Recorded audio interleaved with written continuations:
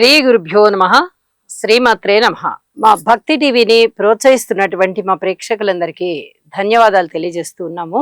ఈవేళ మనం చెప్పుకోబోయేటటువంటి అంశం పితృవంశ దోషం గురించి ముఖ్యమైన అంశాలు తెలియజెప్పుకుంటున్నాం. జాతక చక్రంలో అంటే ఎవరెవరి జన్మ జాతకంలో అయినా రవి రాహు కలయిక జరుగుతున్నా లేదా పరస్పర దృష్టులు సమసప్తకాలలో రవి రాహులు ఉన్నా అది పితృవంశ దోషానికి కారణమవుతుంది. అలాగే లగ్నంలో కానీ చంద్రుడితో కానీ రవి కలిసి ఉంటూ రవి నుంచి సప్తమ స్థానంలో రాహు ఉన్నా లేదా జన్మ లగ్నానికి సంబంధించి సప్తమంలో రాహు ఉన్నా రవి రాహు కలిసి ఉన్నా దానిని పితృదోషంగా పరిగణిస్తాం. ఇవి ముఖ్యంగా లగ్నంలో గాని నవమంలో గాని ఏర్పడితే ఇంకా ఎక్కువగా వీటి గాఢత ఉంటుంది. ఏ స్థానంలో ఏర్పడ్డా కూడా పితృవంశాన్ని పరిశీలన చేయవలసిందే. ఎందుకంటే రవి ఆత్మకారకుడు కాబట్టి కేవలము జన్మలగ్నానికి సంబంధించే చూడకూడదు, అన్ని రకాలుగాను ఆలోచించాలి.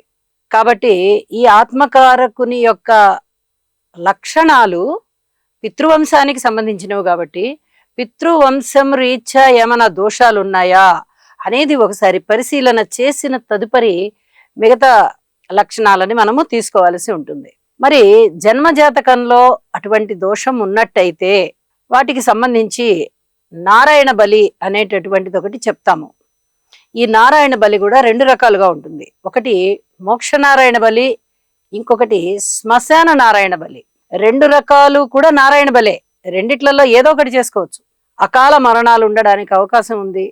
అలాగే ఫైనాన్షియల్ గా కానివ్వండి, ఫ్యామిలీ పరంగా కానివ్వండి, హెల్త్ పరంగా కానివ్వండి, బాధ్యతలు విపరీతమైన రెస్పాన్సిబిలిటీస్ వాటి పరంగా కానివ్వండి, అప్పుల పరంగా కానివ్వండి, హెల్త్ రీత్యా సరైన అవయవాలు సరైన స్థితుల్లో లేకుండా వాటి యొక్క ఎదుగుదల సరిగా లేకుండా ఉండేటటువంటి సంతానం జన్మించడం కానివ్వండి, అకాల మృత్యువాత పడడం కానివ్వండి, ఏదైనా యాక్సిడెంట్స్ అవ్వడం కానివ్వండి, కులాంతర వివాహాలు మతాంతర వివాహాల పేరుతో ఇంట్లో కుటుంబ సభ్యులు వెళ్ళిపోవడం కానివ్వండి, ఆడపిల్లలైనా మగపిల్లలైనా, ఇలా రకరకాల దోషాలకి ఈ పితృవంశ దోషం కారణమవుతూ ఉంటుంది.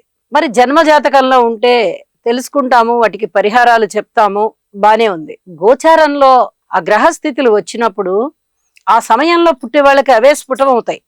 కాబట్టి పితృవంశ దోషం ఏర్పడి ఉంది అని చెప్తాం.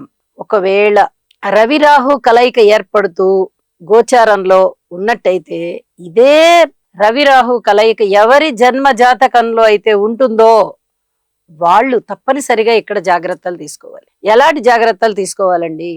మీ జన్మ జాతకంలో పితృవంశ దోషానికి సంబంధించి మీరు పరిహారం చేసుకున్నట్లయితే, ఆ పరిహారం చేసుకున్నాము, మాకు ఏ సమస్యతో అయితే బాధపడుతున్నామో ఆ సమస్య తీరిపోయింది అనుకున్న వాళ్ళు రవిరాహు స్తోత్రాలు పఠిస్తే సరిపోతుంది. మరి జాతకంలో ఉన్నది అని తెలిసి ఈ దోషం ఇప్పటి వరకు పరిహారం చేసుకొని వాళ్ళు చాలా జాగ్రత్తలు తీసుకోవాల్సి ఉంటుంది.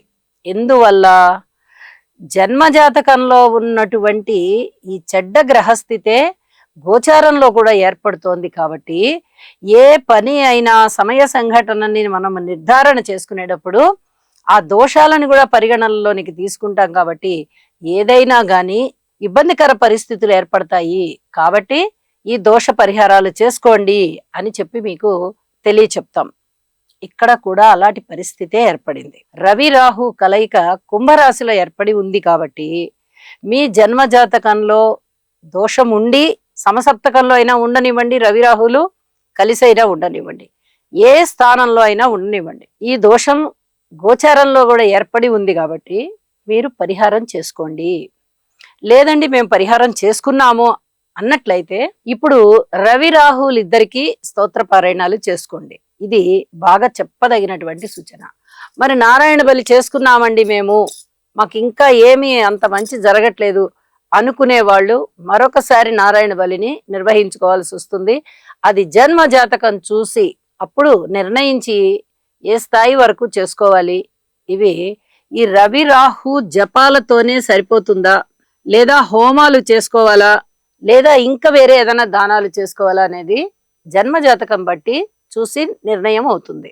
రవి గారికి 6,000 జప సంఖ్య, రాహుకి 18,000 జప సంఖ్యతో జపాలు చేయించి రవికి గోధుమలు ఇవ్వాలి, అలాగే రాహుకి మినుములు ఇవ్వాలి. 1.25 కేజీ 1.25 కేజీ చొప్పున దానం ఇచ్చినట్లయితే ఈ దోషానికి ఉన్నటువంటి గుణము తగ్గిపోయి మీరు ప్రశాంత జీవితంతో ఉంటారు.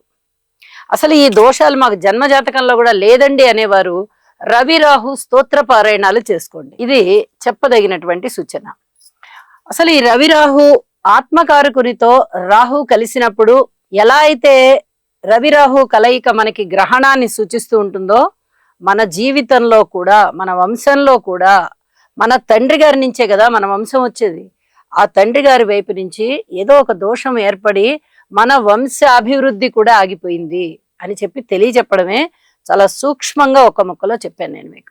ఈ రవి రాహు కలయిక అనే దానికి ఇంతటి ఇబ్బంది ఉంటుంది అంటే వంశం అక్కడితో ఆగిపోతుంది, ఇంకా ముందరికి వెళ్ళదు.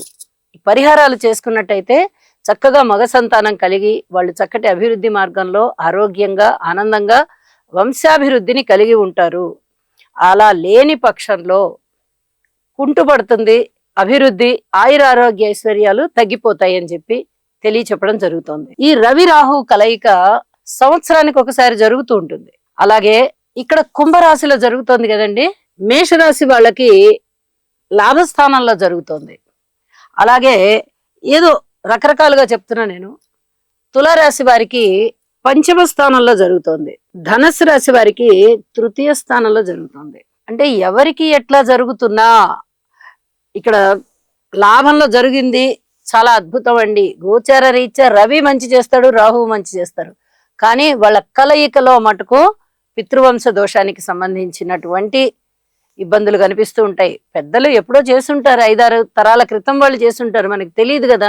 అలాగే ఈ కన్యా రాశి తీసుకున్నాం అనుకోండి, 6వ స్థానం, ఇది మంచిదే కదా. 6వ స్థానంలో రవి మంచివారే, రాహు మంచివారే, కానీ వారిద్దరి కలయికలోనూ ఇబ్బందులు ఏర్పడతాయి. అలాగే ధనస్సు రాశి తీసుకుందాం, తృతీయ స్థానం, 2 మంచి గ్రహాలే.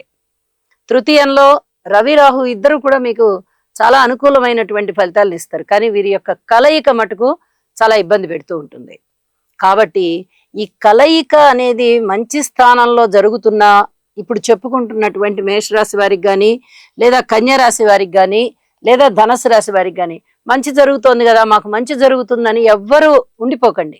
మీకు ఒకవేళ జన్మజాతకంలో ఈ రకమైన కలయిక జరుగుతూ లేదా సమసప్తకాలలో ఉండి ఈ రకమైన దోషం ఉన్నట్టయితే తప్పనిసరిగా నారాయణ బలి, అలాగే రవి రాహు జపాలు, అలాగే స్తోత్రాలు, వీటిలో వేటికి సంబంధించి మీకు చెప్తామో అది చెప్పించుకొని ఆ రకమైన పరిహారం చేసుకొని జీవితాన్ని ప్రశాంతంగా ముందరికి తీసుకుని వెళ్ళండి అని చెప్పి తెలియజేస్తూ, ఇది సంతానం మీద ఎక్కువగా ప్రభావాన్ని చూపిస్తూ ఉంటుంది, ఆర్థికం మీద ఆరోగ్యం మీద కూడా ప్రభావాన్ని చూపిస్తుంది. కాబట్టి మీ జన్మజాతకాలలో రవిరాహు కలయిక సమసప్తక స్థితి ఉన్నవారు ఇంకొంచెం జాగ్రత్తలు తీసుకోవాల్సిందిగా సూచన చేస్తూ ఉన్నాను. శుభం.